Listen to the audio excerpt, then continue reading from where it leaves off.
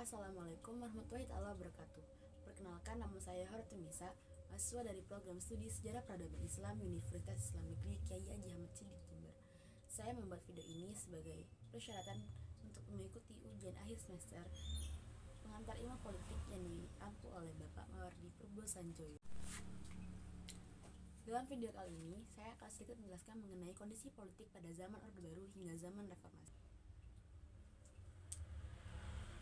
Zaman Orde Baru merupakan sebutan untuk masa pemerintahan Presiden Soeharto di Indonesia yang berlangsung dari tahun 1966 sampai 1998. Era ini dimulai setelah berakhirnya era Presiden Soekarno yang memiliki demokrasi terpimpin yang dipimpin oleh Presiden Soekarno. Transisi kekuasaan terjadi setelah peristiwa G30 SPKI pada tahun 1965 yang kemudian membawa Soeharto naik ke tampuk kekuasaan, dan Orde Baru ditandai dengan penekanan pada stabilitas politik dan pembangunan ekonomi yang kuat.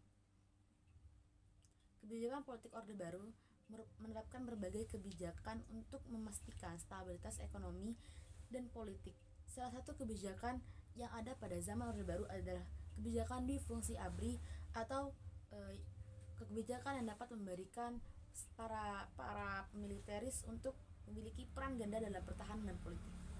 Militer memainkan peran kunci dalam pemerintahan dan menjadi salah satu pilar utama kekuasaan Soeharto. Selain itu, Orde Baru juga menerapkan sistem golongan karya atau Golkar sebagai partai politik utama yang ada di Indonesia. Pemilu diadakan pada zaman pemerintahan Soeharto. Pemilu diadakan setiap 5 tahun sekali, namun selalu dimenangkan oleh Partai Golkar. Pembangunan ekonomi di bidang pembangunan ekonomi pada zaman Orde Baru berhasil membawa pertumbuhan ekonomi yang sangat signifikan ketika zaman itu. Melalui serangkaian kebijakan ekonomi yang terfokus pada stabilitas makroekonomi, deregulasi dan pembukaan pintu bagi investasi asing, membuat Indonesia mengalami periode pertumbuhan ekonomi yang sangat pesat. Program Repalita atau rencana pembangunan 5 tahun yang membangun ekonomi pada era ini. Namun di balik pertumbuhan ekonomi yang sangat pesat, terjadi juga masalah serius seperti korupsi, kolusi, dan nepotisme yang merajalela saat itu. Banyak proyek pembangunan yang sangat tidak transparan dan lebih menguntungkan elit politik serta keluarga Soeharto. Krisis ekonomi dan jatuhnya Orde Baru pada akhir 1990-an dipicu oleh krisis ekonomi Asia yang menyebabkan ketidakstabilan ekonomi yang parah.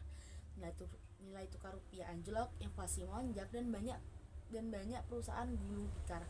Krisis ekonomi ini memicu ketidakpuasan masyarakat yang semakin meningkat terhadap pemerintahan Soeharto yang dianggap tidak mampu mengatasi krisis. Gelombang protes mahasiswa selalu digencarkan, dan akhirnya pada Mei 1998, lebih tepatnya pada tanggal 21 Mei 1998, Soeharto pun akhirnya mengundurkan diri dari jabatannya setelah 32 tahun berkuasa menjadi seorang presiden. Setelahnya, era reformasi dengan turun tahtanya Soeharto, maka dimulailah era reformasi yang dipimpin oleh presiden ketiga, yaitu Presiden Habibie. Presiden Habibie merupakan presiden yang menggantikan Presiden Soeharto setelah tragedi 21 Mei 1998. Habibie melakukan berbagai langkah reformasi termasuk pembebasan tahanan politik, pencabutan larangan terhadap pembentukan partai politik baru, dan penyelenggaraan pemilu yang lebih demokratis pada tahun 1999. Pemilu 1999 menjadi pemilu pertama yang benar-benar demokratis sejak tahun 1995.